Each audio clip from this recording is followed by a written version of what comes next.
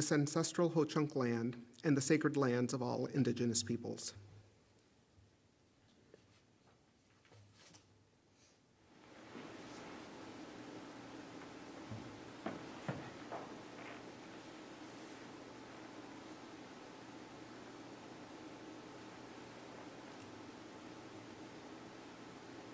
Will the secretary please call the roll?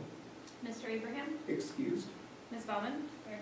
Ms. Como? Excused. Dr. Cooper-Stoll? Here. Dr. Jimenez? Here. Ms. Leahy? Here. Mr. Lee? Excused. Mr. Korberg? Excused. Mr. Spivey? Absent. There is not a quorum at this point in time, but we will move on with the agenda to at least hear from the public speakers and the school showcase, in the hopes that we will have one more board member join us to establish quorum and we can take action. So at this point, would we all please rise for the Pledge of Allegiance? I pledge allegiance to the flag of the United States of America and to the republic for which it stands, one nation, under God, indivisible, with liberty and justice for all. As there is no quorum, we cannot take action, so we will move on to what we can do, which is the public speakers. It's a policy of the board to provide its public meetings and opportunity for individuals to address the board. Comments about individual staff or personnel will not be allowed. Open meeting law prohibits the board from engaging in discussion or responding to matters not included on the agenda. All speakers are reminded that this same policy limits your time to speak to 5 minutes. This limit will be strictly enforced. May I ask the superintendent to keep track of the time and to notify the speaker when the time is running out? I will. Thank you. You're also asked to give your name and the school district where you reside at the beginning of your time for the public record. Our first speaker is Allie Schlicht.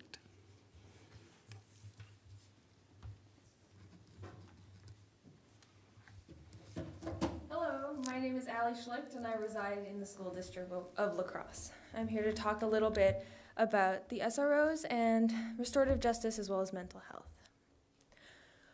When do students become criminals? Is it when they pull the hair of a neighboring kid in first grade, or when they throw a fist at their classmate in middle school? Or is it when they are caught in the act of vandalism in high school? These are some of the questions I often ask myself when thinking about the topic of school resource officers. When these things happen, what is our approach to prevent them from happening again? How do we get to the root cause?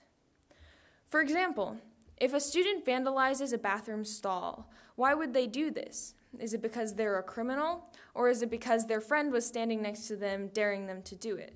Is this a situation that requires a police response? Is this something that should risk a student in handcuffs because they drew some crude images on a wall? Should a student be labeled a criminal for their drawings or for stealing soap? Well, there are going to be consequences for these behaviors. Is the criminal justice system the only way to resolve these incidents? Do we need a police officer on site to immediately dole out consequences? I believe in a non-punitive approach through a restorative justice lens. This means less criminalizing and more getting to the root of the problem.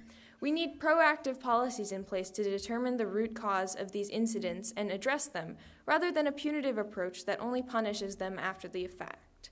I believe that we should promote education amongst students and staff about how to address issues when they come up and how to notice warning signs. We should create a community of inclusion rather than one where violence is the only response. I grew up in the La Crosse School District, and there have been SROs for as long as I can remember. Even in middle school, we still had fights and vandalism. With the presence of school resource officers this year and prior to the pandemic, we still have vandalism, we still have fights, and we still have bullying. While SROs may be responding to these, there are no effective plans in place to prevent them. I've spoken with Central's SRO, and I believe that he is a person who wants to find ways to prevent these from occurring and promote restorative practice of addressing issues. However, I believe that the policies of the SRO program promote a punitive approach. This means that students are being introduced to the criminal justice system as punishment for minor offenses. According to the American Civil Liberties Union, engaging with the criminal justice system makes it more likely that youth will be pushed out of school permanently, fail to graduate, be rearrested, and end up in juvenile or adult prisons, and that the traumatic impact of these interactions have on youth can lead to depression, anxiety, PTSD, and other mental and physical health issues. Once someone has entered the criminal justice system, the recidivism rates are high. According to the data from Wisconsin Legislative Fiscal Bureau Juvenile Justice and Youth AIDS Program, in 2017, Wisconsin's 3-year recidivism rate for juveniles who entered the criminal justice system was at an average of 62.7%, with that number going as high as 71% at some institutions. Once students are in that system, it is extremely difficult to get out. I believe that we should find ways to keep students in schools while keeping schools safe for all students. Ultimately, this decision lies in the hands of the adults. We as students have to trust that with your research, knowledge, and experiences, you will make the most informed decisions. I'm aware that there is a community-based committee working to review the topic of SROs in our district, and that there is a lot of thought being put into your decisions. I'm also aware of the restorative justice approaches that are being adopted to address disruptions. I trust that you will all continue to pursue that path. I also urge you to consider whether criminalization is the best response and deterrent to student behavior. As you have listened to us in the past, as we brought up our concerns regarding mental health, I hope we can continue to keep this dialogue going as we search for the best ways to create a better school environment. Every person who has come to speak in front of you about this topic is concerned about the students' safety and well-being. We are here to look for the best solution. Thank you for your time. Thank you very much. Our next speaker is Carter Mandel.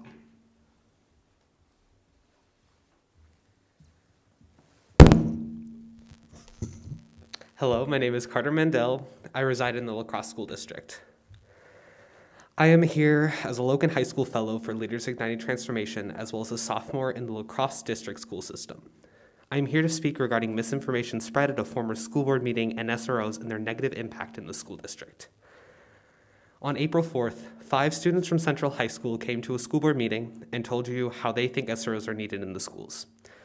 One of their members, Adam Menka, specifically spoke against Leaders Igniting Transformation.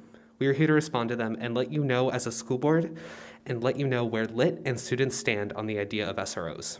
School resource officers, or the police officers in schools, are a problem for students, contributing to the school-to-prison pipeline and the perpetual institutionalized discrimination that is threatening the school district of La Crosse.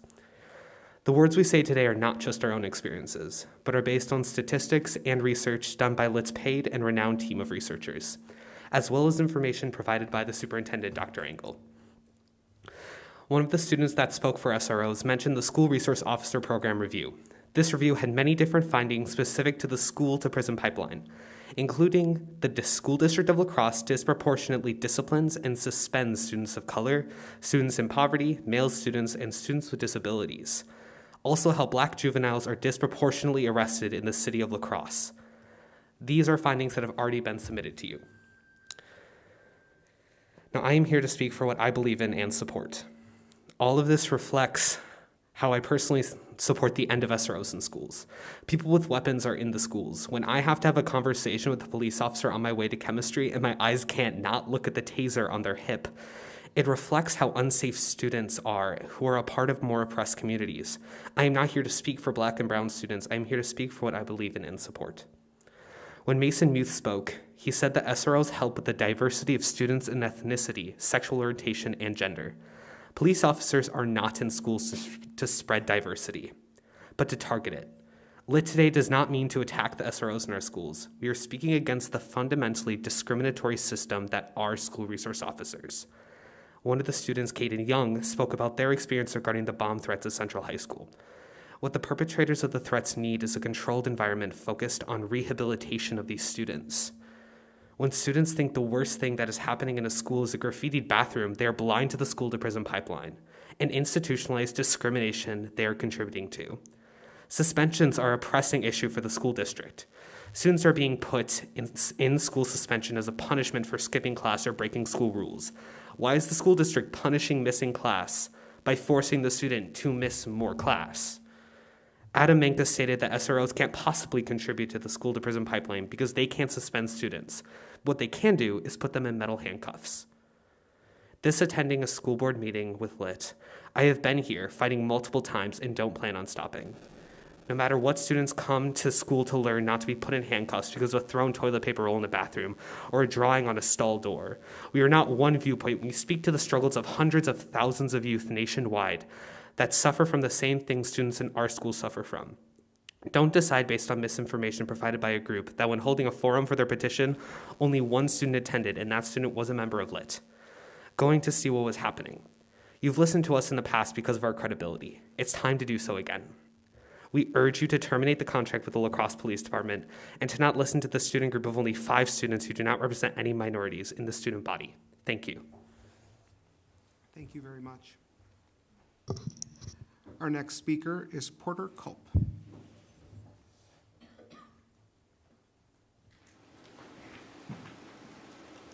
My name is Porter Culp, and I'm a student at Central High School and a resident in the school district of La Crosse. I'm asking that you, the board, continue efforts to phase out the SRO program in our city's schools. The presence of police officers in our schools contributes to an unfriendly environment that reduces trust and sense of belonging. How are we to think that we are seen as trustworthy as young adults when we are always being monitored and watched throughout the day? The students of our district deserve the respect and trust that can be given through removing officers from our schools. As seen in the report by our own superintendent, Dr. Engel, Black students and their families have experienced more negative interactions with officers than the white race. These people deserve the right and respect to safety within our schools, and this can be granted by removing the SRO program, which has targeted them negatively. The well-funded SRO program within our district also enables a school-to-prison pipeline within our schools. I expect all of you to understand the implications of this and the adverse conditions that applies to students of color. I believe the right choices are already being made by the board by phasing out the resource officers. In addition to this, using more therapeutic and restorative justice measures would also aid in helping students. I would like to see resources expanded to these programs so that more aid can be given. To summarize, I would like the school board to continue to observe the data and follow it as they have been doing. By doing this, our schools can be a more welcoming place and we can end the established school-to-prison pipeline. Thank you very much.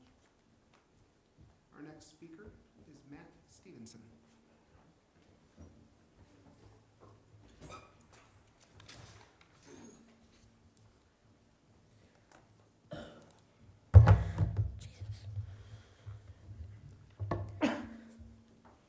Hi, my name is Matthew, and I come here as Leaders in Transformation and a student of Logan High School, as well as a former Justice Restorative Circle keeper. For people who don't know what is a Restorative Justice Circle is, they focus on alternative discipline models to keep students in school and out of justice systems. I ask you today to reduce punitive justice in La Crosse School District as a whole and adding mental health services. In fact, to a report done by Aaron J. Eagle, Therapist Forums Conflict Resolution preferred by staff and students as an alternative to punitive justice, there already exists resolution were preferred by staff and students as an alternative to punitive justice. There already distrust between many students and police officers, including myself. SROs have not been proven to make schools safer or make the school body feel safer about existing in schools. Along with this, there exists a school-to-prison pipeline that sends marginalized students down the pipeline to incarceration that starts with schools and resource officers. In an article by ASLU states that students who are suspended or expelled for disciplinary violation are nearly 3 times more likely to be in a contact with the juvenile justice system the following year. Students deserve to feel safe and trust the adults around them. They deserve a trust that cannot always be proven by SROs in our schools. I'm asking you to reduce punitive justice in our district because they're alternative solutions that seek to find issues that they face at their roots instead of resorting to suspensions and tickets, whilst maintaining a healthy environment for all students. Instead of using the school funding to pay for police officers, this money could go to an array of other uses. For example, this funding could go to justice programs, better counseling, therapeutic resources, for example, for students on campus. This expansion of mental health and therapeutic resources can help improve student safety and student happiness and help the youth navigate with their mental health in safe and healthier manner. Along with mental health resources expansion, according to a document of research done by the U.S. Department of Justice, restorative justice has been shown to moderately reduce future delinquent behavior. Once more, I come here to argue to look for alternative to school policing and preventive justice and invest more time and money into restorative justice and therapeutic resources. Thank you. Our final speaker is Lily Wagner.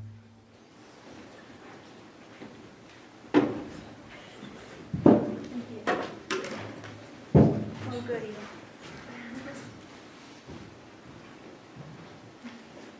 Hello, my name is Lily Wagner and I reside in the school district of Crosse. I'm a member of Leaders Igniting Transformation and a former restorative justice circle keeper, as well as a student at Logan High School. I'm here today that asks that you do not put SROs back in Central High School and reduce SRO presence in the La Crosse School District if not terminated. SROs have been proven to be ineffective and contribute to a pipeline that incarcerates marginalized youth and creates a toxic environment for our marginalized students. According to a report submitted by Dr.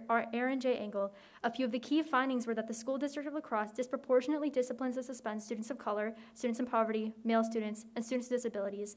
And in the city of La Crosse, juvenile arrests occur at a higher rate compared to other cities. And along with this, black juveniles are disproportionately arrested, thus proving that there is in fact a pipeline that leads to arrests and incarcerations that begin with the academic environment. It is unacceptable that this is what school funding is being put toward. Marginalized youth deserve better than a future of incarceration. Schools need to look toward conflict resolution that avoids punitive justice, which only reinforces punishment instead of restoration to the community. The La Crosse SRO program is staffed and funded at a higher rate compared to other schools, showing that our district is already putting a large amount of funding into these programs, which could go into other programs to help foster creativity and support the mental health of our students. I urge you to reallocate this money toward other eligible uses that will actually support safe and healthy students.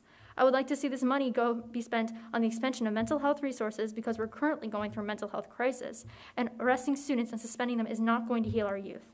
This money could also be reallocated into restorative justice programs such as those led by the YWCA that promote conflict resolution and equity as an alternative to suspension and punitive justice.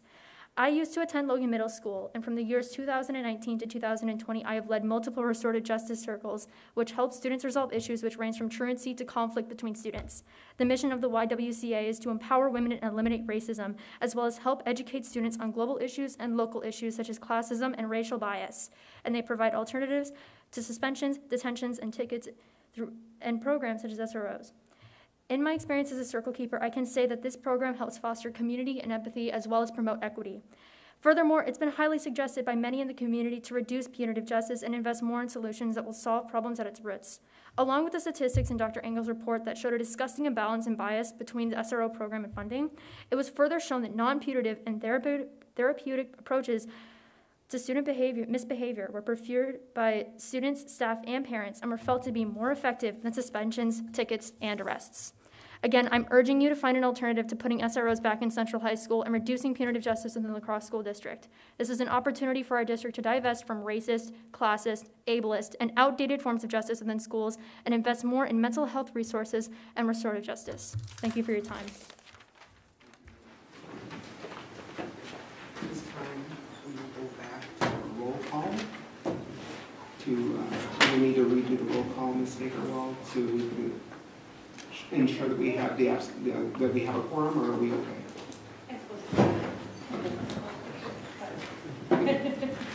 Why don't we go through it one more time just to ensure that we do have a quorum, and then we can move on to the approval of the agenda. So if you could redo the quorum, please, Ms. Steigerwald. Yep. Mr. Abraham? Excused. Ms. Baumann? Ms. Como? Excused. Dr. Cooper-Stoll? Dr. Jimenez? Here. Ms. Leahy? Here. Mr. Lee? Excused. Mr. Korber? Excused. Mr. Spivey? The quorum is present, and so we will move on to the approval of the agenda. I have a motion to approve the agenda. Motion to approve the items on the, wait, where are we at? Approval of the agenda? Yes. Approve the agenda as presented. Is there a second? All right. Moved by Dr. Cooper-Stoll, and a second by Mr. Spivey. Tonight's agenda has previously been distributed by the board. So all those in favor, please signify by saying aye. Aye. All those opposed? The motion has carried, and so now we can move on to the school showcase. I'll turn it over to Dr. Engel. So we are very lucky today to have Soda One here to talk about the impact of technology, and thankful to have teachers and kids and parents here with us, and I will turn it over. Thank you. My name is Carrie, and I am the library and HBL teacher at Hamilton Soda One. So what better way to see what our school is about technology-wise is through a video. So the video that we're going to showcase tonight, along with our fabulous speakers, is just a small snippet of what we do technology-wise, and it is preschool through grade 5s. So are you ready to be amazed? Let's check it out. Is a public charter elementary school where students discover their talents and abilities. Our students pursue their dreams and aspirations while contributing effectively to their local, national, and global communities. Soda One Elementary School is based on the 4 major constructs of multi-age, non-graded, continuous progress classrooms, assessment by performance. Soda One is a public charter elementary school where students discover their talents and abilities. Our students pursue their dreams and aspirations while contributing effectively to their local, national, and global communities. Soda One Elementary School is based on the 4 major constructs of multi-age, non-graded, continuous progress classrooms, assessment by performance, product, and/or demonstration, joint staff of parent-school governance, and emphasis on arts and technology. Integrating the arts into our classroom is a high priority. Our students use innovative technology to create educational experiences. As students at Soda One are assessed through performance, product, or project. Technology allows us to tell stories through creative ways. I am meant to sit on. Please do not walk on me or step on me. It hurts me really bad. Thank you. Our students are creators and makers. Soda One students create digital game boards, learn to code, create with a 3D printer, and practice math skills with technology. Our teachers think beyond every day. Technology has a huge impact in our days as teachers at Soda One. Christmas family members, I hope you have a wonderful Christmas and a wonderful Christmas Eve. See you in 2022. With the one-to-one program, we are fully immersed in the digital opportunities that our students have. Amanda Gorman was born March 7th. Amanda Gorman was born with hearing disorder. We teach digital literacy and being a good digital citizen. Additionally, we teach them to use the iPad as a tool to support their learning through access to ebooks, digital audiobooks, and databases. Our teachers foster collaboration, providing the students with technology enrichment activities, along with opportunities they need to succeed in their educational journey. In 2017, inspired by Apple Teacher's Apple Teacher, Mrs. Nugent, the art teacher, Mrs. Harden, teacher librarian, began the Tech Essentials Academy. Since then, our student tech leaders learn about core productivity apps of the iPads through a variety of media. Students create projects using guidelines, then take quizzes to earn their badges before they level up. We create, we perform, we make music, we use technology, we love learning. We are Soda One. People that they studied for our biography unit and our wax museum project. So for what felt like months, but I think it was weeks, we studied and immersed ourselves in everything about these people. And they each learned about someone new and presented this information to their classmates and then to their peers and the older students at our school, and then their parents. So came in for a performance, and that is what we're going to perform for you tonight, and then we'll show 2 ways that we used technology. So first I'll ask Miran or Frida Kahlo to join me.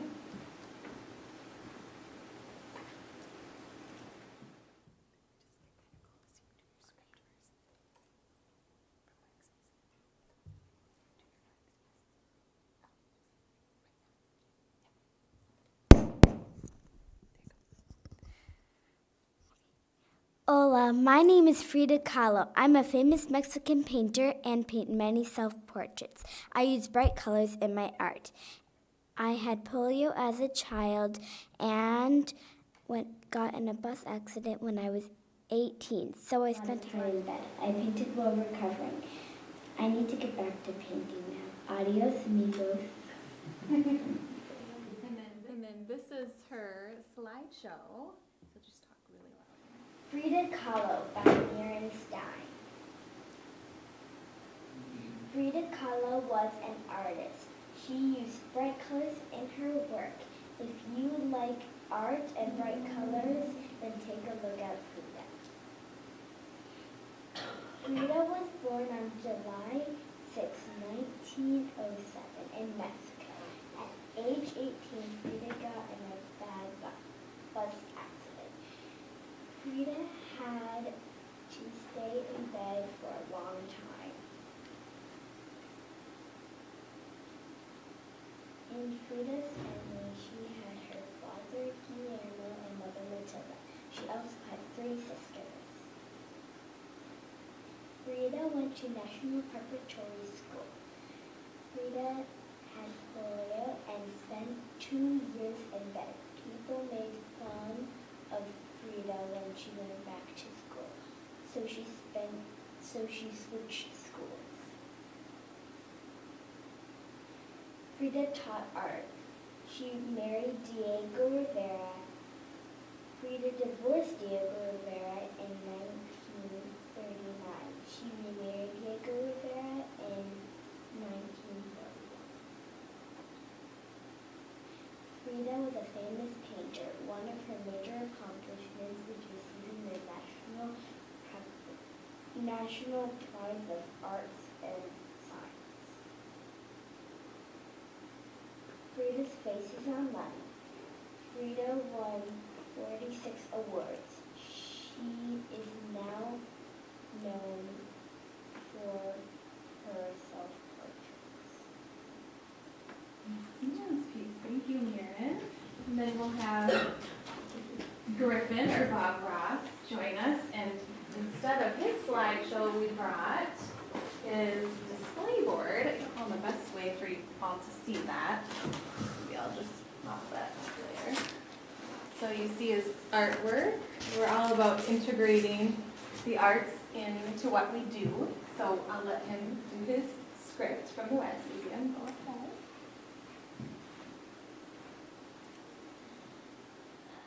Hi there. I was just painting a picture. I am Bob Ross. You probably know me from our art, voice, and art supplies. I have my own show on PBS called The Joy of Painting. Anyways, I gotta get back to painting these apple trees.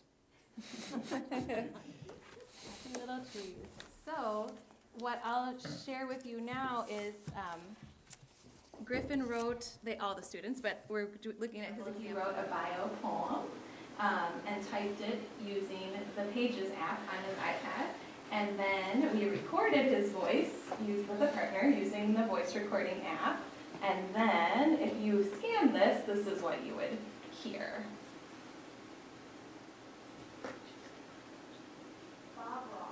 Funny, kind, gentle, lover of art and animals, who wondered about painting, who dreamed of being an amazing artist, who learned how to paint, who discovered the joy of painting, who made a difference by telling people the joy of painting, who is remembered for his hair, voice, and paintings. Bob Ross. Very good. Thank you, Griffin.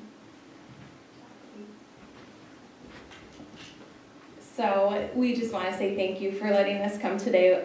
We thought the video gave a good overview of what our school is like and how we integrate technology and the arts into what we do, all of our other district standards, and just how we kind of sodify things and by getting a little specific and sharing what second and third grade have going on. Thank you for having us. Thank you. Do the board members have any questions for our presenters today? I don't have a question, but I just have a comment. My youngest, who's now 19, went to Soda 1, and I cannot say enough good things about the experiences and the teachers and staff she had there. So Thank you. and thank you to our presenters tonight. Yes. Thank you. Thank you. Awesome. Thanks so much.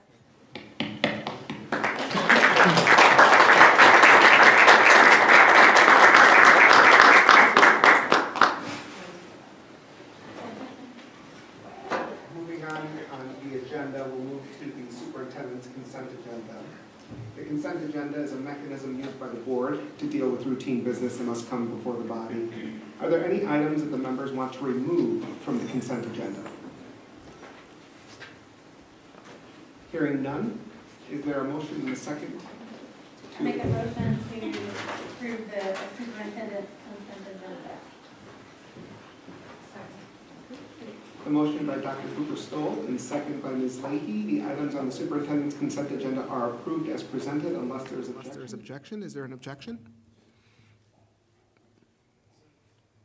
Hearing none, they are adopted. We will move on then to the approval of the board consent agenda. So is there a motion and a second to approve the board consent agenda?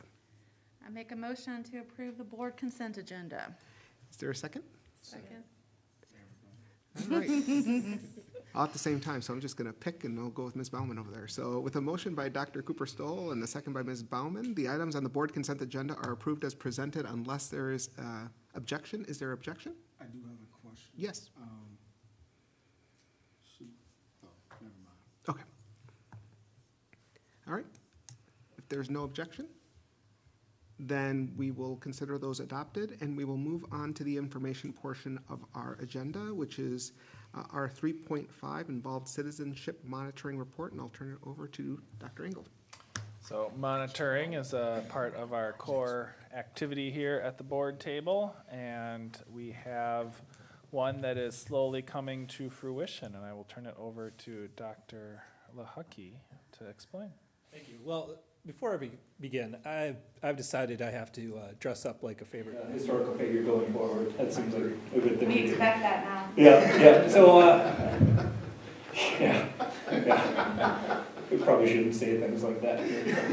All right. Well, results policy 3.5. Yes, this one's a work in progress, and appreciate your patience over the last year or so as this has grown. This is pretty exciting, I think, to have a results policy like this. What started with a statement, a board results statement has, now evolved into our ecosystem within the school district of La Crosse. Tonight, ELA, English Language Arts, every eighth grader has this experience embedded within their core instructional experience. Next board meeting will be results policy 3.6, and I'll share how 11th grade is incorporating that for every student in our district, including charter schools. The results policy itself is to recognize the impact of social location or positionality on how individuals see, understand, and experience the world around them. So we had a few public speakers tonight that also shared their experience and growth in that area as well. And one of the goals of these results policies is to connect it directly to the standards of instruction. So also on this report, you will see the ELA policy or standard is writing 8.2, write text in a variety of modes. And you can see the connection between the standard and what was worked on in the 8th grade. So I know Stacy Everson at the workshop talked about standards-based grading, and I won't go into great detail on that, other than it really gives us the opportunity as a district to evaluate our instruction. What's working, what might not be working as well. Common assessments help with that. So being able to take this data and be able to share it with one another to have those discussions during our professional learning communities is fantastic. And it's something that we don't do enough of in the school district of La Crosse. So this is a great step for us. So not only does it meet the needs of the results policy, it improves our overall practice as a whole. The article that was selected is one that would be engaging for 8th grade students. Developmentally, it's all about them and their ability to exercise their First Amendment freedoms outside of the school. So there was passionate responses, and you can, what would happen is there was a writing prompt, and the writing prompt was graded. Now the grading, I have to clarify this, you're only seeing one small part of the rubric. The writing rubric overall would have, organization, clarity, some grammar built in, but what made the most sense, I thought, for a board report was their claim. So as you can see, the rubric was a 4-point rubric from no minimal evidence all the way to exceeding. To clarify, no minimal evidence doesn't mean that the paper wasn't well done. It could be organized, it could be clear, but the particular item of this rubric that's shared is claim. So for example, if a student summarized the article, that's not taking a stance. It's not making a claim and supporting it with facts. So just so you know that when you look at this isn't a holistic score of the writing, but this one particular element, which I think is good to use for this particular board report. Next month, when we do the ELA for our 3.6, we have 2 elements of the rubric that make more sense. As 11th graders, you get a little more into detail, and they're able to articulate more defined stances and claims. For future board results policies, we're not across the finish line for social studies. We've identified the essential standards. Building those common assessments and ingraining that into our instruction takes time. I anticipate by next year we'll have 3 data points to look at where we're focused on results policy 3.5 going forward. Do you have any questions for me tonight? I have a question, I have a comment. I appreciate the way that the work on this monitoring report has evolved over time. I believe that the original board policy before it was revised, among the things we wanted students to be able to do was show empathy, as that was one. So there were questions about how to measure that or how to get at that. And so we were hoping that with a revision to the policy that might give further direction. Of course, that proved to be somewhat difficult as well, but I think that this is the closest that we've gotten to having a way for students to demonstrate that. So I just wanted to acknowledge that work.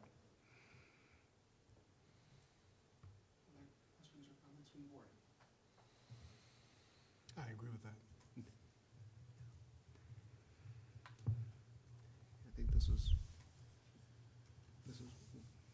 a great movement forward, I think, and I'm looking forward to seeing what the next step will be, especially when we move forward with the social studies pieces.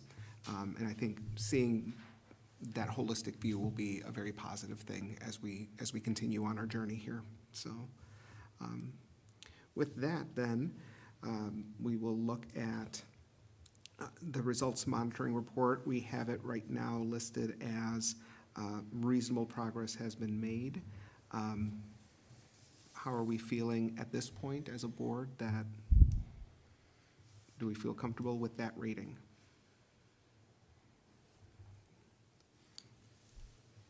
I'm always indifferent, right? Yeah. I guess I would say, I mean, it's been difficult just to find something that fits in this particular category. So I feel like reasonable progress in this case is that they were able to find something. So I think I would agree with that. Is that the final thing? Probably not. I think there should be some more added to it, but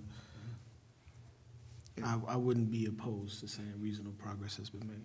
What I'm hearing is this is almost like a baseline, and so the next time it comes forward, then we can use that and compare and contrast to a previous year and see whether we are seeing adequate steps moving forward.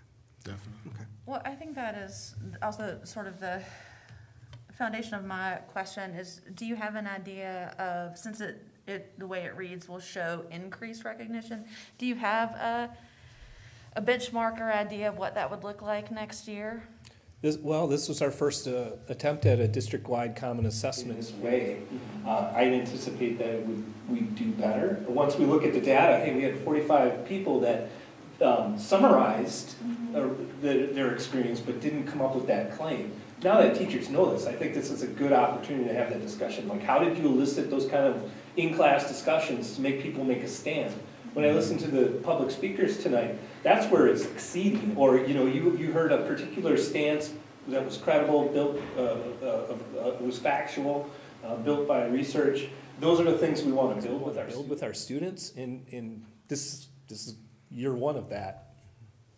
Yeah, I don't have any problem with also listing it the way it is as reasonable, and I would expect next year you probably will have more concrete benchmarks as to what you might expect going forward. We also, because it was our first run on this, what's interesting is that we expect our students to have a guaranteed and viable curriculum. It shouldn't be a lottery in what class that they're in, right? And some of the discussions that come about when we have this, it's like, well, I've never taught like this before. So it was a growth opportunity just for the experience of delivering an assessment like this, but the reflection after of what could I do differently, not just for this particular task, but going forward to generate that kind of learning. It was good for us. It was good for us. Yeah. Any other comments from the board members? Thank you very much, Dr. Lucky. Appreciate it. We'll move forward with announcements. As Ms. Como is not here, we'll move to Ms. Bowman. Yes, I have some. So in the last meeting, I mentioned that the Gold Star grants were getting delivered, and I can tell you I have a couple of them. So 20 projects were funded with a total of $34,156. Some of the kind of interesting ones that I pulled out just to highlight, $4,000 went to purchase social emotional materials for 4K classrooms all across the district. $3,500 is going to bring Cuckoo Kangaroo to a summer block party at Northside Elementary. And if any of you have little kids, Cuckoo Kangaroo is super cool and super fun. So when you see that announcement come out, definitely show up. I think July 17th at Northside. So if you've got a free time, Is that it? come out to the playground. They're very fun. They're used in like kindergarten and first grade for like getting your wiggles out. Okay. This is like a TV show thing, or like a... They're like kid music, real dance based, and kind of absurd and funny. Staple of my pandemic household. Yeah. Another one, 2,388 went to provide Central students with fly fishing equipment for a summer school course, which is kind of unique. And then a whole host to support like classroom book collections and improving reading skills for students. So you can see the press release for more information. Sounds great. That's all I have. Thank you very much. For my announcements, we do have a linkage with Logan High School students tomorrow at 3 o'clock in the Future Center room, so for those board members who are able to attend. Next Monday will be our reorganizational meeting, which will be here at 7 p.m. And then May 10th, we have a linkage with the district-wide parent group at 7 p.m. That will be virtual, so if you are able to attend that, that would be fantastic. And then May 17th, for newer board members, but for anybody who is wanting to attend, we have a coherent governance training that is from 9 to 3:30 at the ASA offices in Madison. So please let Ms. Steigerwald know if you would like to attend that training. We would be happy to have you attend that. And I know for some of our board members who joined us during the pandemic, you may not have had that opportunity to attend this type of training, and so we'd be happy to have you join. And the final thing, sadly, our two board members who are departing are not here due to other things beyond their control, but I just wanted to say thank you to Mr. Lee and to Ms. Como for their dedication to the school board, for their work, for their steadfastness in supporting the school district of La Crosse, the students in the community. And I wish they could have been here, but I also understand that things happen. And so I just wanted to publicly thank them for all of their service to the school district. And with that, Dr. Cooper-Stoll. So I know we've had an opportunity to go around and talk about the importance of the contributions that Ms. Como has made. We've not had that opportunity with Mr. Lee, and I just want to say how important his presence has been on this board in the past few years. He is someone who he doesn't grandstand. When he has spoke up, he has something very important to say and a very important insight to provide us. And that has been so helpful over the last few years as we have had to revise policy or make various changes in the district, and he will be very missed. And that is a good point, Dr. Cooper-Stoll. So if anybody else would like to make a comment, this would be a good time to have that opportunity. I'll add a comment too. So Mr. Lee was wonderful for helping me kind of adjust to being a board member. We definitely shared kind of similar thoughts on how it's hard to transition onto the board and answer to the people who voted you in, and that kind of push and pull. So I'm super thankful for his wise words, and I'm so excited to see what he does next too, because he's always going. And I would agree. I think he was very supportive of me being on the board. We constantly check in and see how I was doing. If you miss a meeting, you're definitely going to get a message from him. But no, I think that similar to some of the other comments, that when he spoke, he made sure that there was intentionality behind it. And while in most cases, a lot of us don't necessarily always feel like we have to, in some ways represent our racial groups or our cultural groups, at the end of the day, just by us being in these seats, we do. And I believe that he did that in a very proud way. And in the midst of adversity, he stood tall and continued with being a strong member in the school board. So. I agree with what everyone has said and what has a neighbor at the board table. The only thing I would add to that is I got to run with Mr. Lee, and so I had the pleasure of getting to know him through that process 3 years ago. It was great to have that opportunity to know him very closely through that process. He is somebody that I respect and I admire and look up to for his insights, for his just for his wise words that he always has. I've been grateful for his leadership and grateful for his friendship, and so I will dearly miss him being on this board. So I'll turn it over to Dr. Engel. He was also a former student of mine, and I just want to say, as his former professor, I could not be more proud of the work that he did on this board. That's great. Turn it over to Dr. Engel. All right, so we have a facilities survey, a long-range facility survey coming out. Should hit mailboxes around May 1st. It will be asking about the idea of one high school, so be prepared for that. In advance of that and at the early front end of that, there will be 2 informational sessions, drop-in, just to ask questions and learn more, on April 27th. And May 3rd, and those will be from 6 to 7:30 at Logan Middle School in the cafeteria. Community in its whole is welcome to come in, ask questions, learn more, and we're looking forward to good feedback on that survey to help us navigate the future of our facilities here in La Crosse. Thank you, Dr. We will move on to agenda planning. I make a motion to approve the April 25th, 2022 Board of Education reorganizational agenda with any additions or corrections. Second. Moved by Dr. Cooper Stoll and seconded by Mr. Spivey to approve the April 25th, 2022 Board of Education reorganizational agenda with any additions or corrections. All those in favor, please signify by saying aye. Aye. Aye. All those opposed? Motion has carried. And then we'll also try to approve the May 2nd Board of Education meeting agenda. Make a motion to approve the May 2nd, 2022 Board of Education agenda with any additions or corrections. Second.